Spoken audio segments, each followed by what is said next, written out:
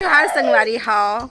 और जो मैं आप मेला किचन दिखाए हो ना, अभी मैं ओकर ऊपर में खड़े हवा हूँ। और ये देख सकत हो इतना सुंदर, ये देखो सब जन खड़े हवे।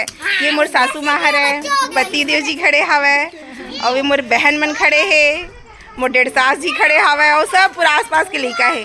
और ये देखो कितना सुंदर सीन है ना, बड़ा सुकून से महसूस होते। यहाँ पे ना तो जाए की इच्छा नहीं करे।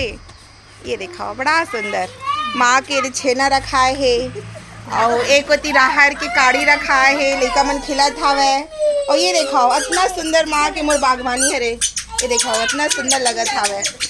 मैं ना जगदलपुर में भारी पेड़ पौधा लगाऊं तो माँ ना वहाँ से इंस्पायर हुए है पेड़ पौधा लगाए बर। पूरा ऐसा लगा था कि मोर से ज़्यादा प्लांट लगाना शुरू कर दे हवे। इतना सुंदर गाँव के। तब कौन कौन ला गांव में रहना पसंद आते मुझे ज़रूर बताऊँ। मैं बोला था पेंट्री कला खैरागढ़ से। जय हिंद, जय जोहार। और मोर ससुराल हरे। Thank you so much.